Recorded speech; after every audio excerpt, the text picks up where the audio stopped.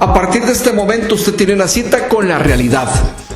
Todos los jueves a las 6 de la tarde por su canal preferido. Usted disfruta el análisis de los temas más importantes que suceden en nuestro país, en el campo político, económico, social y cultural, en la compañía de nuestros invitados.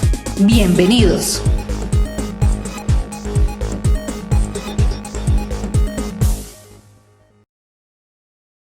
Buenas tardes, televidentes. Bienvenidos a un espacio más de Punto de Vista, donde su opinión vale acá en TV Plus, como siempre, con el análisis de los temas más importantes que acontecen en nuestro país. Todos los jueves, de 6 de la tarde a 7 de la noche, con repetición sábados y domingos de 5 a 6 de la tarde. Bueno, nos acompaña el gerente de pensiones de la Caja Costarricense del Seguro Social, el señor Ubaldo Carrillo, con quien vamos a compartir para entender un poco, bueno, pues algunas inquietudes que nos han hecho algunos televidentes sobre dudas respecto al tema de pensiones, de cómo pensionarse con la Caja Costarricense de Seguro Social. Ahora que ha sido noticia en los últimos días por los cambios que hemos tenido en Ubaldo, que no estaría de más, pues, explicarlos. Así como también, bueno, pues es increíble las cosas que hace la gente, le pregunta a uno, ¿verdad? No se puede imaginar en ciertos casos. Y bueno, solo cuando pues, se hace la consulta uno se percata de que vaya. En esto de las pensiones hay situaciones. Muchas gracias, don Waldo, por recibirnos desde su despacho, por tener la gentileza de compartir con nuestra audiencia y de esta forma conversar con los costarricenses. Bienvenido, Waldo. Gracias, don Carlos, muy amable. Un saludo a la teleaudiencia y por supuesto a usted y su programa, a todos los que participan y hacen posible que este medio pueda extenderse a lo largo y ancho del país. Y como muy bien usted lo plantea, el tema de las pensiones ha estado en boga, estará en boga y siempre estará en boga. ¿Por qué?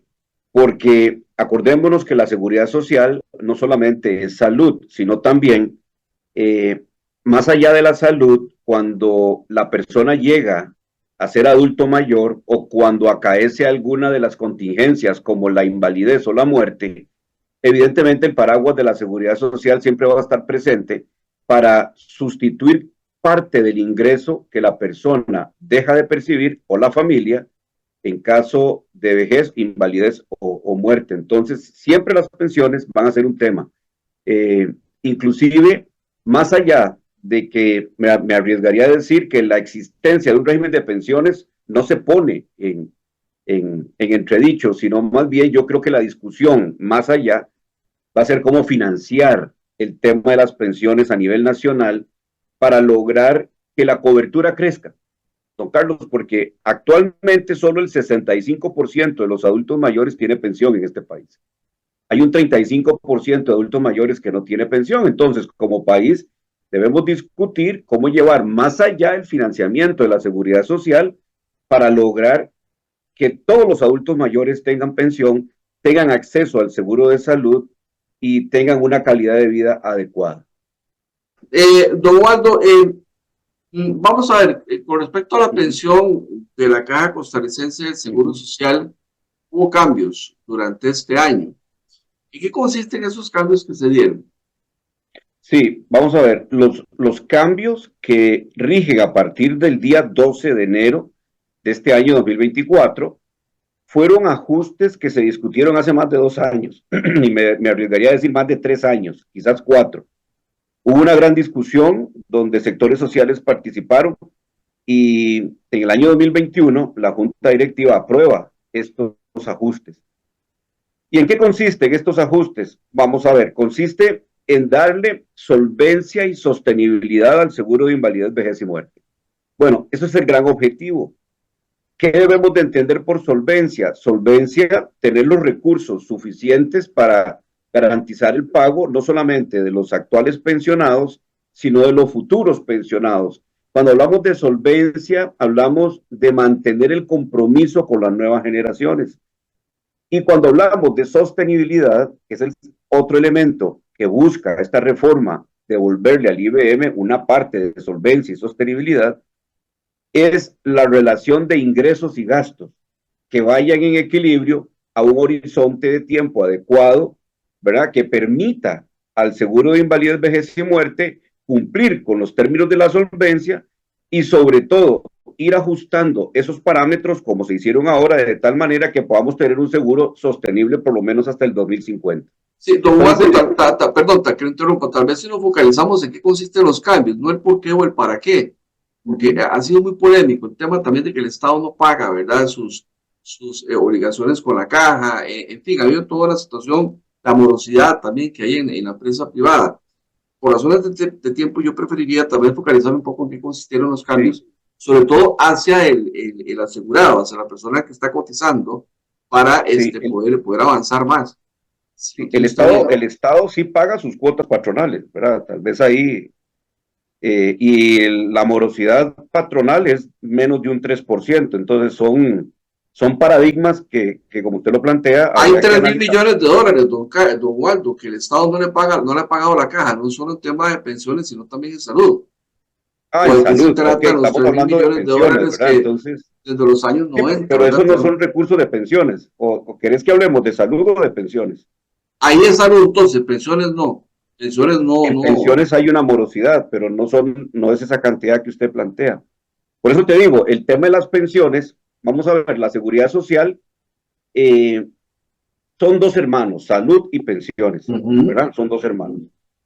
Históricamente ha habido una deuda del Estado con la caja en salud, ¿verdad? Inclusive cuando se da el traspaso de hospitales a la caja y ese tipo de cosas que no me voy a meter. Y también empieza a aparecer una deuda del Estado, como Estado, no como patrono, porque como patrono está al día, que es el aporte solidario de como Estado surge para poder financiar algunos elementos como la pensión mínima, ¿verdad? Cuando se hagan unos ajustes en la prima. Y ahí sí empieza a crecer una deuda, pero no es todo lo que usted mencionó. La gran mayoría es salud y una parte es pensiones. De esos 3.000 millones de dólares, usted tiene el dato. ¿Cuánto debe el Estado sobre pensiones?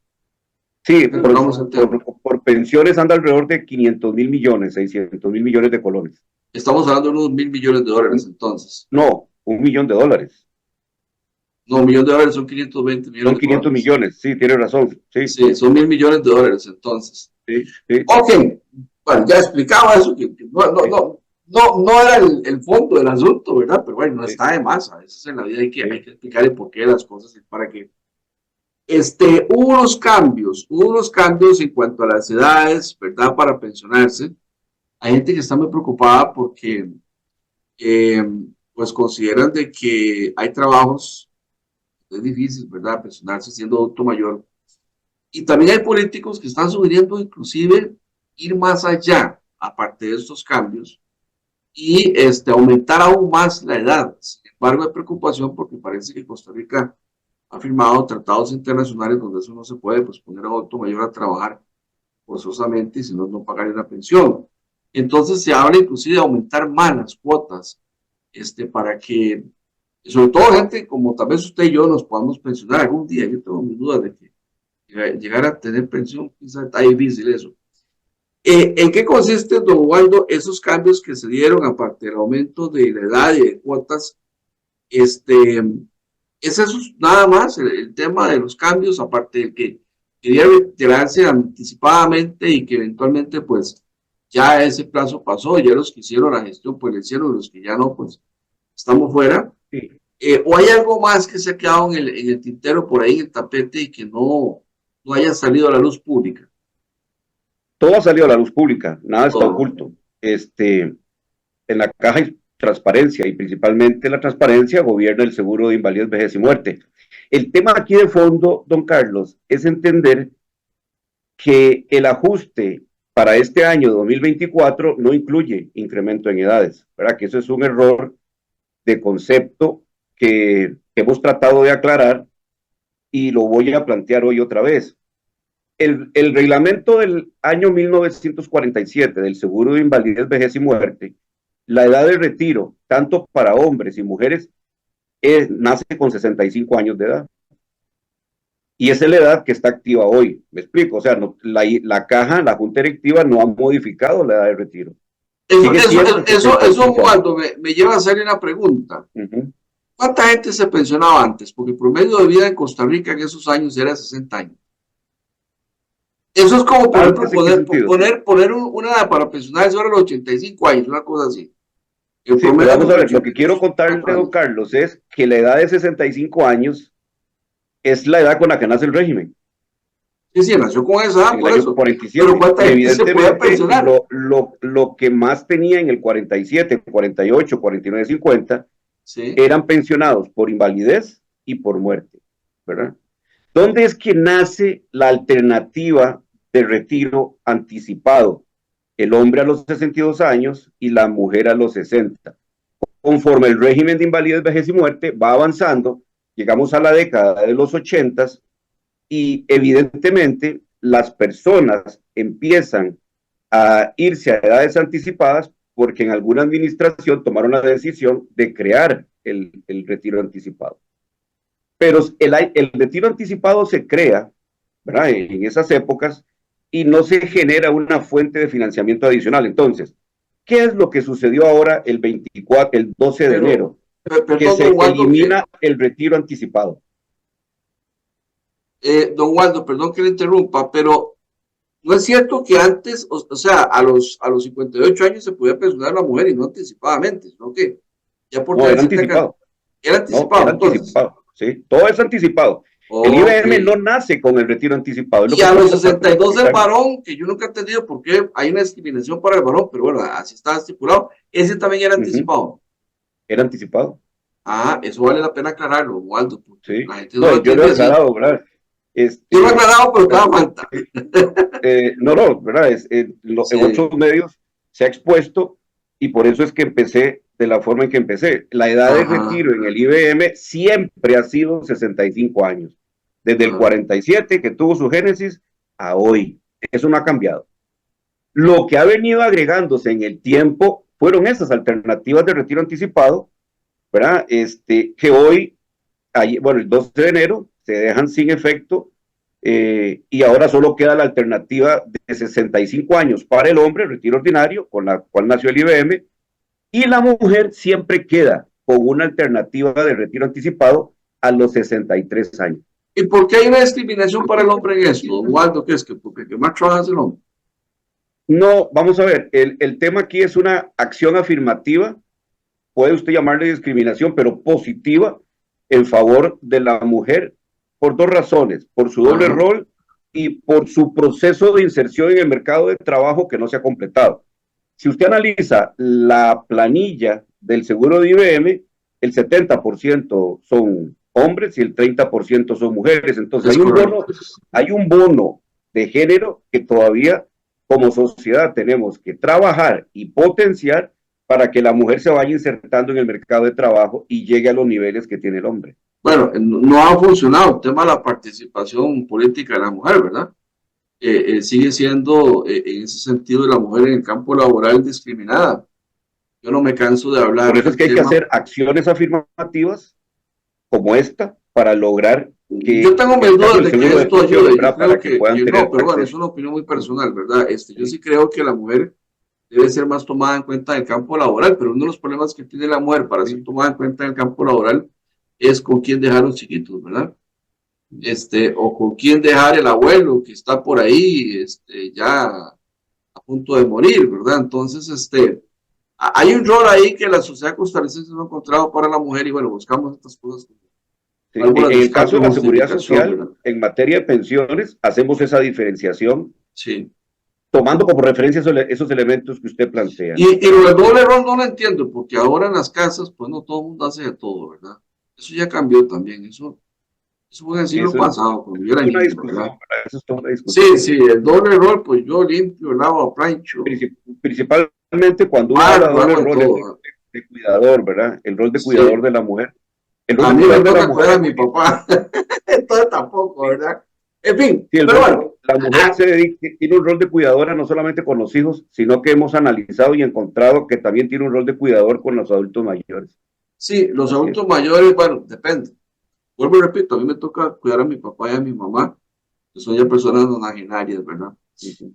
Ha cambiado mucho, pero es un tema sociológico que ahí después en un futuro los políticos tendrán que justificar. Bueno, concluimos este primer segmento entonces, llegando a la conclusión de que en realidad, la edad para jubilarse en Costa Rica desde los años 47 en adelante. 47 en adelante son 65 años.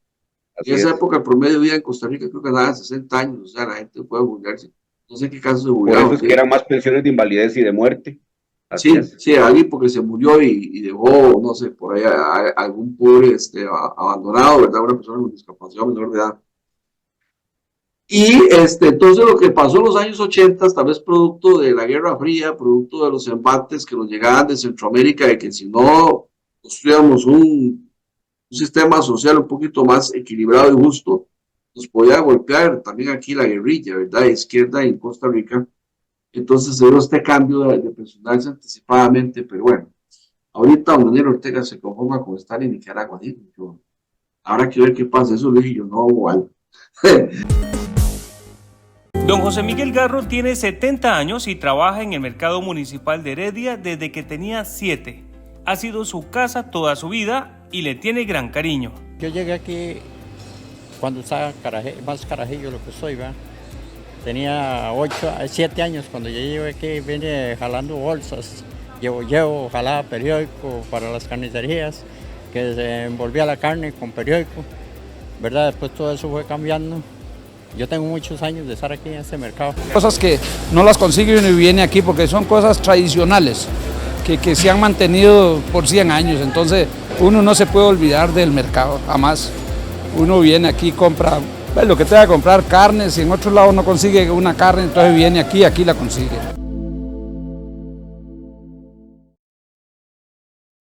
En esta Expo Construcción 2024, el Banco Popular trae una oferta diferenciada para que la familia costarricense tenga acceso a un financiamiento que le permita tener casa propia. Dentro de las opciones tenemos los fondos especiales que permiten financiar hasta el 100% del valor de la vivienda. Estamos presentes en el Centro de Eventos Pedregal, pero también nuestros asesores están disponibles en todas las oficinas a nivel nacional para buscar la opción que mejor se ajuste a su necesidad y a su presupuesto. Los esperamos.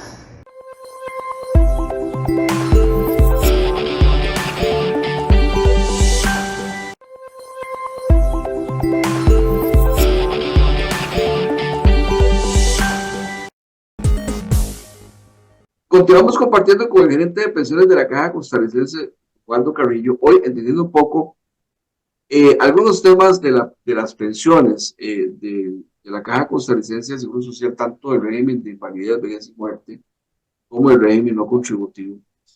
Don Waldo, para ir entrando en materia, ya que en la primera parte pues entendíamos que hubo algunos cambios, pero que producto de una reforma que se hizo en los años 80, en realidad la edad siempre ha sido la misma, 65 años para pensionarse. Hubo un ajuste de cuotas también, ¿verdad? Se aumentaron las cuotas, creo que se pasó de 240 a 300. Pues estoy Vamos a ver, equivocado. las cuotas siguen siendo las mismas, ¿verdad? La edad de retiro en Costa Rica es 65 años con 300 cuotas en el caso de la mujer y el hombre. Y ahora que se le permite un anticipo todavía a las mujeres es 63 años con 405. Donde hubo un ajuste es cómo estimar el promedio salarial para determinar el monto de la pensión. Antes del 12 de enero, el promedio salarial o la estimación del promedio salarial se hacía con los últimos 240 salarios traídos a valor de hoy, y de ahí se calculaba un promedio. El ajuste a partir del 12 de enero es que se toman los 300 salarios más altos de la vida laboral de la persona, se traen a valor de hoy y se estima el promedio. Ese fue el ajuste que hubo. Entonces, ¿por qué se hace ese ajuste? Vamos a ver, en técnica de pensiones, don Carlos, el promedio debería de tomarse de toda la vida laboral, ¿verdad? Si una persona cotizó 400 meses, técnicamente debería calcularse con los 400 más altos, con los 400, no con los más altos. Entonces, en la caja venimos en ese proceso. Primero, antes del 2005, eran los 48 salarios más altos de los últimos 60 meses, pasamos a los 240, y ya vamos por los 300 salarios más altos de la vida laboral. ¿Por qué debe tomarse la mayoría? Sí, porque el promedio de cotización fue con la mayoría, no fue con unos cuantos. Hoy vengo un poco inquieto, debe ser que desayuné demasiado. Vamos a ver, hablar de promedios de salarios, ¿cómo hacen ustedes en la caja para mantener esos salarios en colones constantes? Esa es mi primera pregunta. De hoy, es lo que le decía al principio. Porque, por ejemplo, yo recuerdo que mi primer salario, yo tuve en una municipalidad como tesorero municipal, eran 17.500 colones. Sí. Pero en aquella época ganarse esa plata era como ganar lo que ganan ahora, algo parecido, ¿verdad? En ese mismo cargo. Entonces, esa es la primera pregunta mía. O sea, en colones constantes, ¿cómo traducen ustedes ese salario que la persona tenía hace 30 años a valor de hoy? ¿Verdad? Porque si yo calculo todo eso con base en lo que ganaba la persona antes, imagínate, ¿verdad? Sí, eso se actualiza. Por eso le decía, don Carlos, que se escogen los 300 salarios más altos. Entonces, para no, pero es que aún sí, pero no quiero interrumpir, Waldo, pero es que aún escogiendo los más altos, no estaríamos trayendo a colones constantes. No, déjeme terminar. Ajá. Para poder escoger los 300 más altos, actualizamos todos los salarios. Y una vez actualizados, escogemos los 300 más altos. Se pone en el ranking el más alto hasta el menor. Con base en lo que se paga ahora, entonces. Con base en la inflación, o sea, se actualizan por inflación. Desde el momento en que usted lo devengó, por ejemplo, hace 20 años, lo traemos a valor de hoy, ¿verdad? Devolviendo la inflación, o como dice usted, haciéndolo constante al día de hoy. Sí, es que colores constantes no solo la inflación, también está el tema de la moneda, ¿verdad?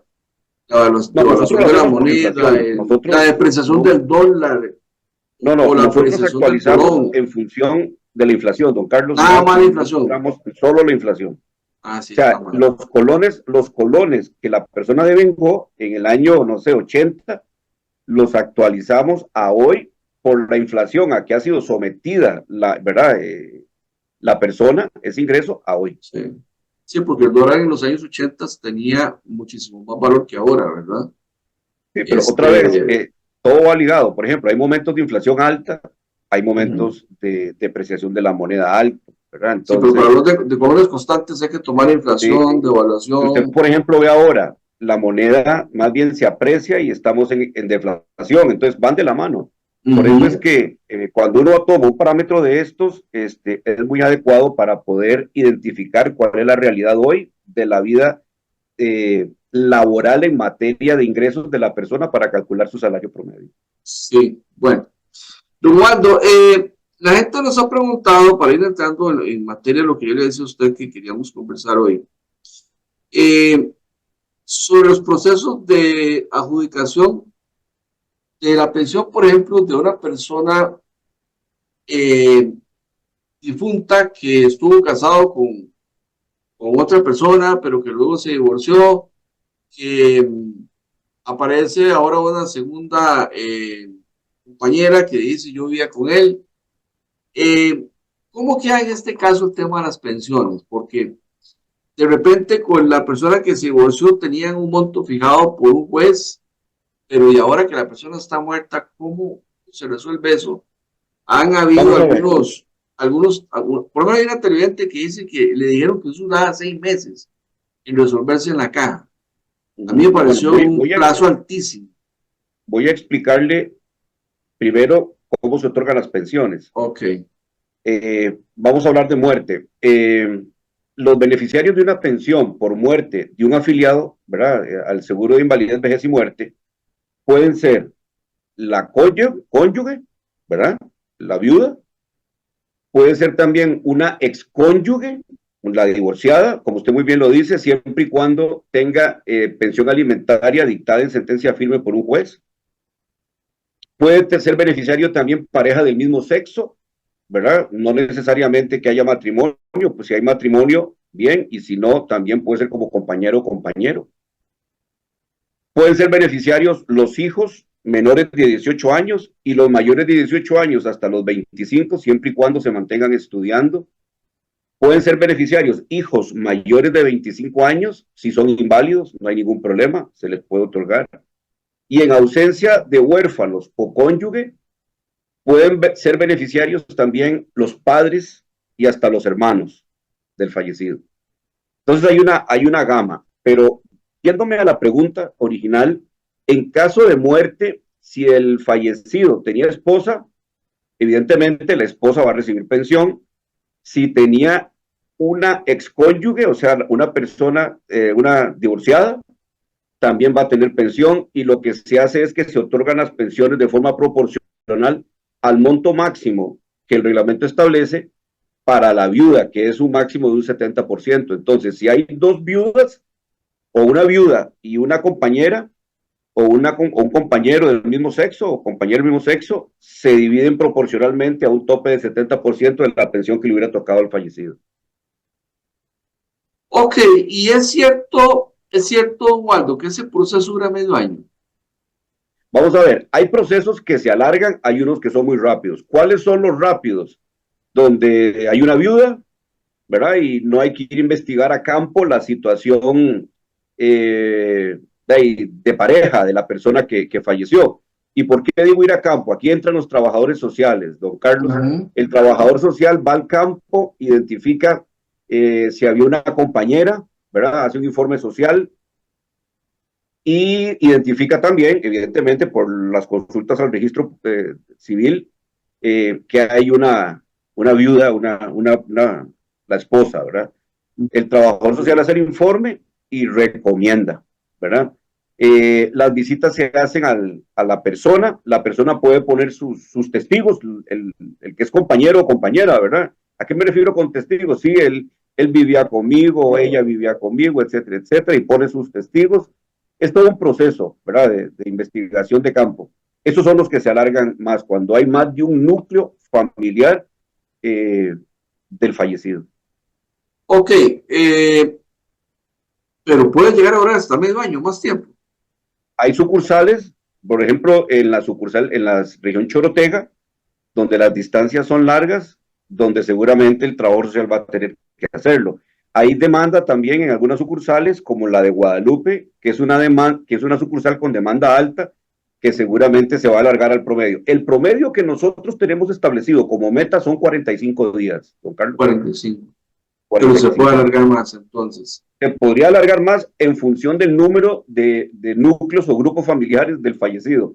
Una vez un trabajador social tuvo que atender la muerte de un piloto que tenía 5 grupos familiares. Wow, es un récord Guinness, ¿verdad? Sí, entonces todo depende, ¿verdad? Pero la gran mayoría está entre 2 meses, lo más que dura un trámite de esta naturaleza. Ok. Sí, porque a mí me pareció, don Waldo, bastante raro ese caso. Y si ya se alarga, evidentemente, que la persona nos informe de que su caso no se resuelve, ¿verdad? Pero no se resuelve. Si es un caso donde hay días la meta. Una estudiante universitaria de menos de 25 años, la señora tenía una pensión fijada ya por ley. En fin, ahí tiene una discusión si el señor vivió o no con otra persona. Aparentemente el proceso de divorcio precisamente ponía que esa persona era secretario, no sé qué cosa. Sí. Pero ahora resulta que... Perdón, don Carlos, y hay otros casos que se pueden alargar un poquito más, que son los huérfanos inválidos. Entonces, antes de otorgarlo, tenemos que enviarlo a la comisión médica para que la comisión médica lo dictamine que está inválido. Entonces, esa era otra pregunta, que dicha que me la toque y una de esas le adelantamos. Cuando ya el inválido está, vamos a ver, diagnosticado, ¿sí? Por medicatura forense, ya hasta se le paga la pensión de invalidez. Se le muere el papá, tiene derecho a la pensión del papá, es inválido. Vamos a ver, un inválido, que va a medicatura forense, es porque seguramente llevó el trámite a la vía judicial, ¿verdad? Nosotros no trabajamos con medicatura forense en vía administrativa. Nosotros tenemos nuestro propio cuerpo de médicos calificadores.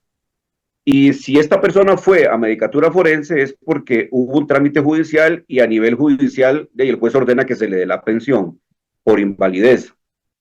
En caso de que esta persona fallezca, el padre perfectamente puede tener derecho a la pensión. Si el papá dependía económicamente de esta persona que era pensionada por invalidez. No, pero es al revés. Si muere papá. O sea, la pregunta que me hacen es así. La inválida, la muchacha, tiene la pensión, pero es algo poquito, algo como que realmente no se puede vivir. O sea, realmente quien la sostiene es el papá, pero ya el papá está muy enfermo también. Entonces la pregunta que a mí me hacen es si eventualmente cuando muera el papá, como esa persona queda muy desprotegida con la pensión que tiene, si esa persona, si esa hija inválida, puede reclamar la pensión del papá. Sí puede siempre y cuando, aún con el ingreso de la jubilación que ella tiene por invalidez, dependía económicamente del papá. O sea, el trabajador social, otra vez hay que mandar un trabajador social para que determine si había dependencia económica entre el papá y la persona y el huérfano. Ok. Y ahí quiero que valore el trabajador social, pues no basta con ver los montos de cuánto gana cada uno. O sea, ¿en cuánto gana la pensión de una persona inválida? Como 150,000 colones, por eso difícilmente se puede vivir. No, hay pensiones de invalidez de 1,5 millones, ¿verdad? Ah, sí, ¿cómo es eso? Claro. Claro, o sea, es que la pensión es un reflejo del salario, acuérdese, don Carlos. El salario, ahora cuando tenía el salario, pero claro. Esas pensiones que pagan, ¿verdad? Que es lo mínimo. ¿Verdad? Sí. Por eso, entonces, si una persona cotiza con, no sé, con 300,000 colones, seguramente la pensión va a andar por ahí, 150,000. Pero tenemos inválidos que tienen salarios de 3, 4 millones, entonces evidentemente la proporción es la tasa de reemplazo. La proporción es de acuerdo, yo no sabía eso tampoco. Sí, hay una tasa de era un monto para todo el mundo. Por eso es que es importante calcular el salario promedio, ¿verdad? Que tomamos los 300 más altos, traídos a valor de hoy, ¿verdad? Los escogemos, y esos 300 ahorita da un salario promedio, y la pensión es alrededor de un 60% de ese salario promedio. ¿Y cuánto dura un proceso de eso, don Waldo? Porque la gente va a preguntar lo mismo. Igual, vamos a ver, es que todos los procesos 2 meses. Donde tiene que participar, por ejemplo, calificación de la invalidez, que en este caso pareciera que ya no, porque está medicatura forense, que dijo que es inválido. Entra trabajo social, exacto. Trabajo social va a requerir su tiempo para ir al campo, hacer las entrevistas, verificar que vivan juntos, ¿verdad? Porque en el papel todo el mundo dice que vivían juntos. Sí, no está entonces, trabajo social va e investiga, entrevista a los vecinos, ¿verdad? Hace fuentes colaterales, nos entregan un informe. Ya cuando está ese informe, ya nosotros procedemos, pero igual, 45 días es la meta nuestra. Ok, una abuelita tiene una... Me siento como chismoso yo. Pues que son preguntas que me hacen. Una abuelita tiene una nieta con síndrome de Down. Entonces dice la abuela que ella cuando se muera, ella no tiene marido ya, y los hijos ya están grandes, autosuficientes. Pero que cuando ella muera, ella quiere dejarle su pensión a la nieta, porque es una persona inválida. La nieta vive con sus padres, ¿verdad? Y sus padres, pues, uno de ellos trabaja, el otro lo que hace es cuidarle a la otra, ¿verdad? La mamá. Me preguntaba que si ella podía hacer eso. Yo no sé, hay que preguntar ahí en la caja. No es factible. Acordémonos quiénes son los beneficiarios del fallecido. Vamos a ver, una persona que se pensiona, se jubila y fallece, la pensión la pueden reclamar la esposa o el esposo, como lo explicamos ahora, la compañera del mismo sexo, ¿verdad? O la divorciada o divorciado, siempre y cuando tenga pensión alimentaria y sentencia firme, los hijos menores de 18, mayores de 18 mientras estudien, después de los 25, siempre y cuando sean inválidos, o el padre y la madre en ausencia de algunos de ellos. Nietos no entran en el reglamento. Ok, valga la aclaración. Sin embargo, me imagino que como toda la vida hay una excepción, a no ser de que el abuelo críe el nieto. Si es hijo de crianza, sí, ya es otra cosa, ¿verdad? Porque aunque sea abuelo, pues yo conozco casos así, ¿verdad? De que ahí sí, abuelito pero crió toda la vida la nieta o el nieto. Pero acordémonos que el hijo de crianza, don Carlos, está en función, bueno, de que no actúa el padre y la madre, sino el que lo cría, ¿verdad? Entonces, ahí también entra trabajo social. Una excepción a la regla, ¿verdad? Ahí entra trabajo social. Sí. Este es el tramo de don Luis Alberto Vilches, de 75 años, con casi 60 de trabajar acá. Primero vendiendo abarrotes y ahora artesanías de nuestro país. Sus 5 hijos trabajan con él. Y el fuerte era de los abarrotes. Y ya después con el tiempo yo quise cambiar de línea y lo cambié. Ese es el... Bien, bien, bien. Como todo cuesta, todo, en la vida todo cuesta, no es nada fácil. Pero sí es bonito trabajarlo y me ha ido bien, la verdad. Altos y bajos, pero ahí va uno. Ellos cuentan sus historias y la verdad que son muy interesantes porque desde niños están acá y se han formado acá y han hecho también a que sus hijos estudien por sus negocios en el cual ellos están trabajando, ¿verdad? Cosas que no las consigue uno y viene aquí porque son cosas tradicionales que se han mantenido por 100 años, entonces uno no se puede olvidar del mercado, jamás. Uno viene aquí, compra lo que tenga que comprar, carne, si en otro lado no consigue una carne, entonces viene aquí la consigue.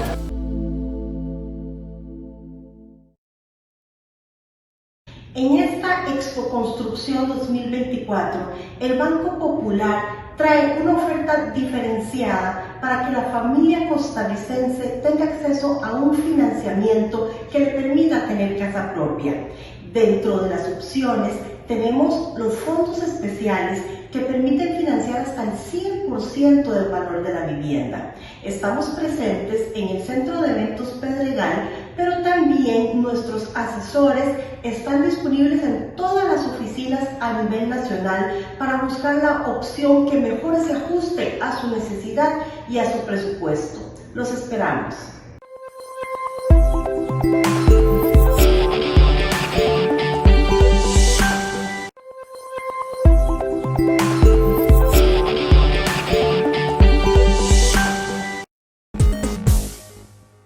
Continuamos compartiendo con el gerente de pensiones, don Waldo Carrillo, que hoy gentilmente nos acompaña para aclararnos muchas de las inquietudes que los televidentes nos han hecho sobre este tema de pensiones. Algunas veces nos llaman, otras veces nos reconocen en la calle y nos preguntan, otras veces es en nuestras redes sociales, ¿verdad? Y bueno, hoy tratamos de aprovechar para preguntar hasta donde el tiempo nos alcance, ¿verdad? Sobre el tema de quienes se pueden pensionar y quienes eventualmente tienen un derecho y de qué forma pueden llevar a cabo ese tipo de proceso de pensión, ¿verdad? Por ahí nos consultan, don Waldo, que si un marido que ha fallecido, divorciado de su esposa, que convivía con otra mujer, y su esposa puede reclamar pensión, puede decir que ya está, ¿verdad? Esa pregunta ya está. Vamos a ver cuál era la otra que nos falta. Esta sí nos falta, creo yo. Es si la pensión del marido fallecido que disfrutaba la esposa, si eventualmente, si la esposa fallece, la puede reclamar la hija con discapacidad. No, acordémonos que lo que la señora tiene es un beneficio del marido que falleció. Ajá. Cuando el que tiene un beneficio por sobrevivencia también fallece, ahí termina. Ahí termina. Aunque Ahí esa termina, persona claro. con discapacidad dependía de papá también. Pero entonces más bien tendría que reclamar ella la pensión del papá, no de la mamá. ¿Me entiende? Cuando, o sea, vamos a ver si entiendo, porque me imagino que si yo me confundo, el televidente se puede confundir y usted es el experto, Waldo. Papá muere, Sí. muere la pensión mamá, pero como Sí, todos y no están ella, viejitos, y el mamá. huérfano. ¿Perdón? Y el huérfano, los dos. Los dos tienen que reclamarla, mitad y mitad. Claro. Es Claro, así. porque, sí, o sea, la viuda puede tener hasta un 70% de la pensión del fallecido. Y el hijo puede tener hasta el 30% de la pensión del fallecido. De falleció de pensión. Sí, entonces quedan 70-30. La viuda con 70, el huérfano con 30. Cuando la viuda muere, no puedo pasar el 70 al huérfano. Lo que podríamos hacer es que si es este huérfano doble, podríamos hacer un recálculo del beneficio, pero no es que le trasladamos la pensión de la viuda al huérfano, no. Ok. Aunque ese huérfano discapacitado tenga ya alguna pensión por discapacidad, no importa. Sí, o sea, una persona puede tener pensión por invalidez porque ella cotizó, ¿verdad? y también puede tener pensión por orfandad por el padre que fallece, que fue la pregunta que me hizo hace un ratito. Sí, correcto. Aunque sea la persona ya adulta, ya sesentona, lo que sea, y cuando haya, que llegue, está fregado. Sí, siempre y cuando haya dependencia económica, o sea. Sí, dependencia económica, obviamente. Correcto. Claro. Aunque también los hermanos le ayudan y todo, pero no es lo mismo, ¿verdad? El hermano también se puede morir, o la hermana, ¿verdad? Sí. Eso es muy fregado. Vea usted cómo aprendemos y que hay casos que sí se las traen, ¿verdad? Sin duda alguna. La otra pregunta que me hacían es, ¿usted tiene algo con eso del Ministerio de Trabajo? No le escuché bien. Las pensiones de guerra, ¿ustedes tienen que ver algo con las pensiones de guerra o es con el Ministerio de Trabajo? Es Ministerio de Trabajo, sí. Nosotros administramos las del régimen no contributivo. Ok. Ahí es otro sistema completamente distinto. Yo tengo entendido que la guerra es otro sistema. Sí, con las pensiones de guerra sí sé que la esposa la puede reclamar, no sé si los hijos con discapacidad. Pero no, habrá que preguntarle algo de eso a alguien del Ministerio de Trabajo. Bueno, nos quedan unos minutos, don Waldo. Ahora sí le podemos escuchar todo lo que usted nos quería declarar.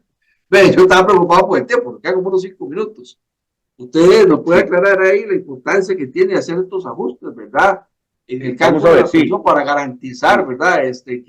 Que haya un abrigo, un sustento hacia el futuro. Sí, don Carlos. Yo creo que aquí lo más importante es que como sociedad tenemos que trabajar para no solamente, ¿verdad?, que las generaciones que están disfrutando de la pensión hoy, sino que todas las generaciones puedan tener una pensión. Entonces, este tipo de ajustes, como el que comentamos al principio, tienen por objetivo darle más fuerza, un músculo de solvencia y sostenibilidad al régimen.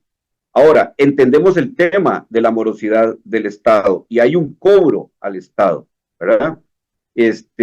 Pero también entendemos que cuando hacemos las evaluaciones actuariales, incluimos el aporte del Estado como si el Estado estuviera al día, entre comillas, para ver cuál sería el efecto en el largo plazo. Entonces, nosotros no es que renunciamos al cobro de la deuda del Estado, sino que lo incorporamos como una cuenta por cobrar y evidentemente, ¿verdad?, todo el análisis de largo plazo lo hacemos con la prima completa, que en este momento está en un 12-16%.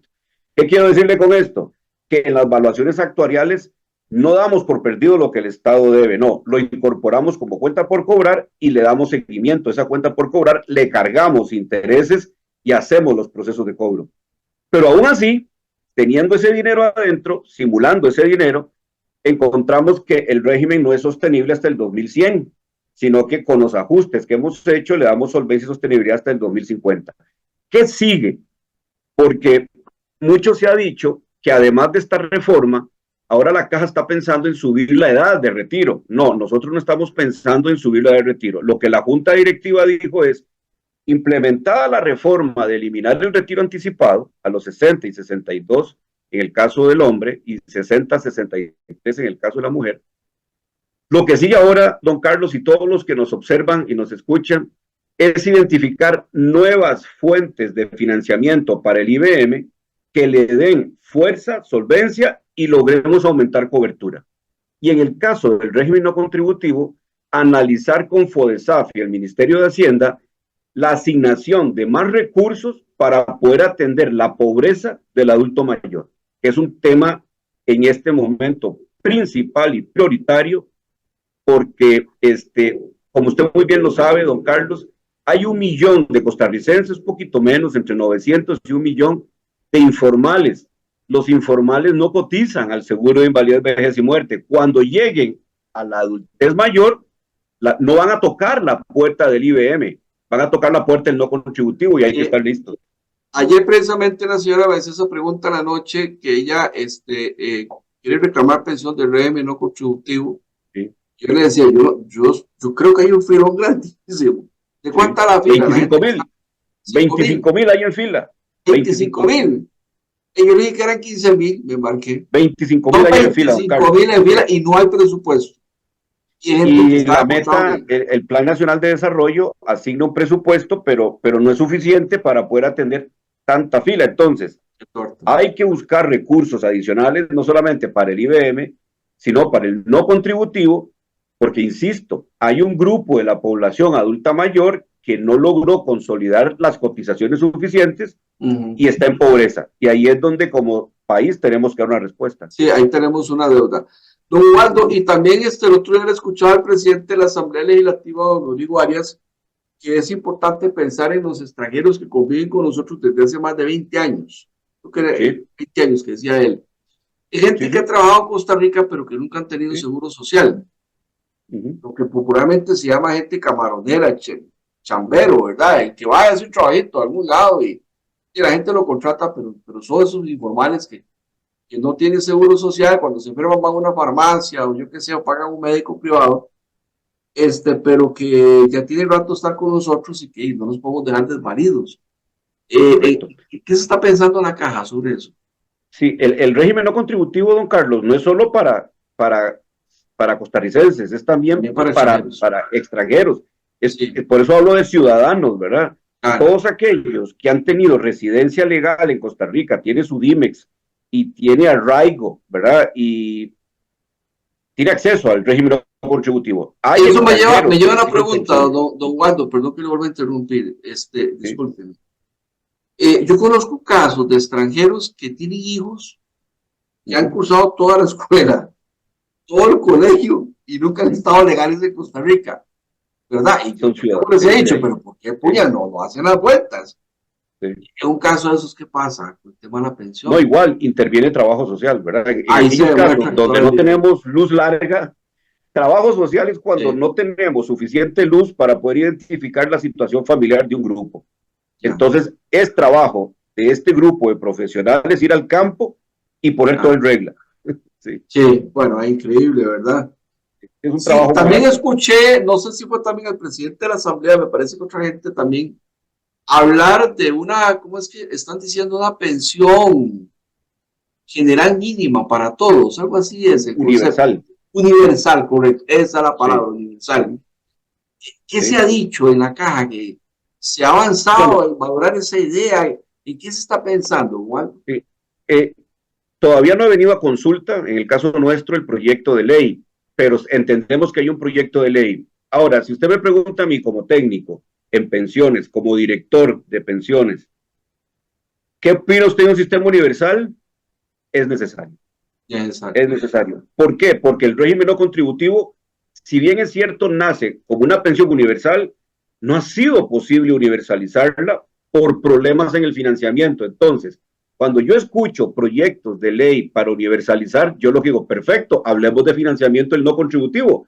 Juntemos todo eso, el no contributivo, con las ideas que se tengan en algún momento en la Asamblea Legislativa y creamos un régimen no contributivo universal, pero con financiamiento. ¿Y qué se ha hecho el financiamiento? El financiamiento, don Carlos, del no contributivo está asociado al FODESAF, ¿verdad? FODESAF, sí. El FODESAF. Y al FODESAF, si usted ve la ley, cuanta cosa haya que financiar, lo sacan de FODESAF. Entonces, realmente ahí los adultos mayores están compitiendo con otros proyectos y otros destinos, como vivienda, ¿verdad?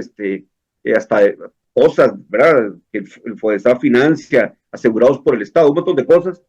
Ahí están los adultos mayores compitiendo por esos recursos. Entonces, toda esta discusión en buena hora, porque podríamos llegar a conclusiones interesantes para separar un financiamiento propio para el no contributivo o pensión universal, como usted quiera llamarle, y así cerrar la brecha contributiva que hay actualmente en Costa Rica, o la brecha en materia de beneficios de pensión. Me parece, ya con eso termino, Waldo, que también había leído algo así como que ustedes querían aumentar cuotas. ¿Hay algo cierto de eso? No, vamos a ver, acordémonos que la estructura de cotizaciones está establecida ya desde el año 2005 y tuvo una reforma en el año 2007, me parece, perdón, 17, y ahí va aumentando a razón de medio punto cada 3 años. ¿Verdad? Hasta un máximo del 12-16%, que lo dije al principio. Ok.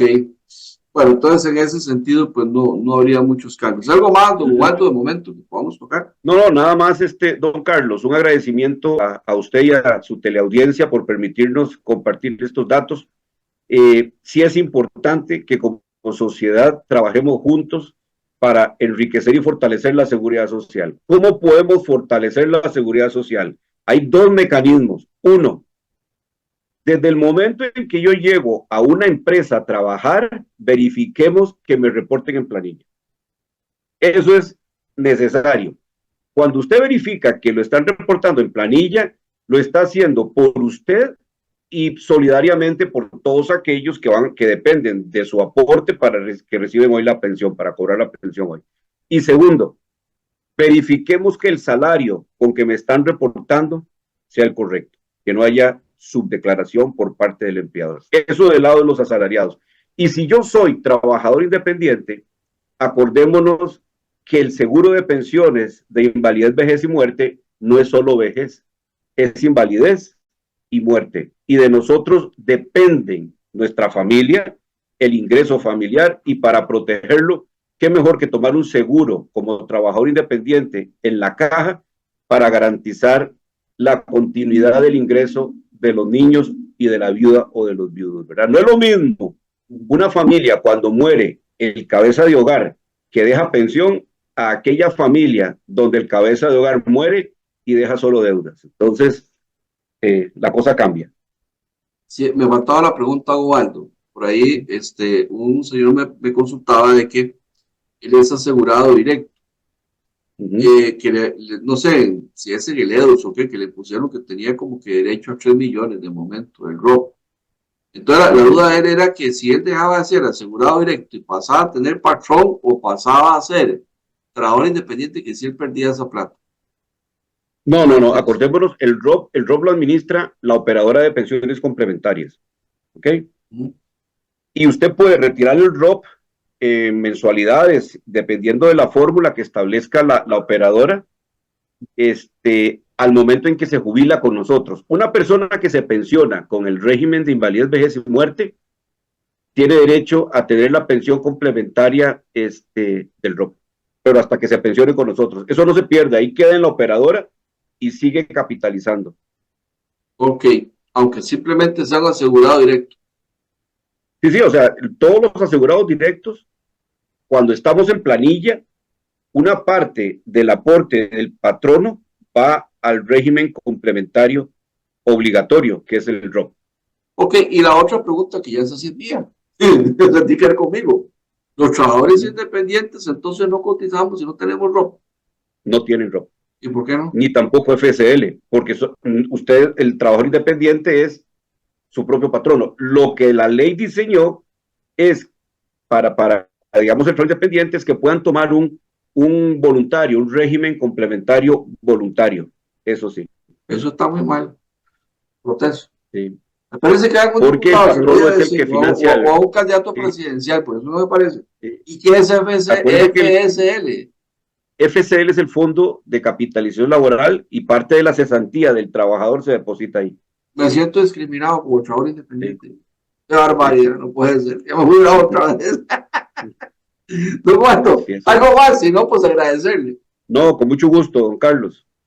Bueno, pues muchas gracias, don Ubaldo Carrillo, gerente de pensiones de la Caja Costarricense del Seguro Social, que gentilmente pues siempre nos hace conciencia de la importancia que tiene estar asegurados, ¿verdad? Ya sea como trabajadores independientes, como empleados, siempre pues pensar en el seguro, no solo por un tema de salud, sino también de la pensión. Algún día vamos a envejecer y no vamos a poder volver a trabajar y vamos a necesitar de una pensión para sobrevivir. Y entender que también, pues hoy podemos estar muy bien de salud, pero mañana podemos estar discapacitados, ¿verdad? Y vamos a depender, ¿verdad? De una pensión para volver a mirar hacia la invalidez, Dios quiera que nunca, pero en Costa Rica creo que un 18% de la población tiene un grado de discapacidad permanente. Así que, pues, de verdad la importancia que tiene asegurarse y siempre nos aclara todas las dudas sobre el tema de qué vueltas hay que hacer o en qué momento tengo algún derecho para hacer algún reclamo. Ubaldo, pues siempre gentilmente nos atiende. Yo lo felicito. Muy pocos gerentes en la administración pública hacen ese esfuerzo, hacen el esfuerzo de comunicarse con la población y eso me parece muy, muy bueno. Deberían de pagar un poco más de salario por eso. Ubaldo. Muchas gracias, muy amable. Bueno, y también agradecerle a la colega, ¿verdad?, que nos permitió Alguita, que nos permitió este espacio. Ella gentilmente siempre pues, nos ayuda en esto, ¿verdad? Con el afán de compartir con el público. Siempre es bueno que el empleado público, el funcionario público pueda comunicarse con la población. ¿Y de qué mejor forma que esta, verdad? No hay anuncio, no hay promo, no hay relación pública mejor que muchas veces, pues, a través de una entrevista o a través de una mesa redonda, un foro, un congreso, un debate, pues, comunicarse con él. Muchas gracias, don Waldo Carrillo, y que tenga un feliz día. Muy amable. Igualmente. Gracias. Chao.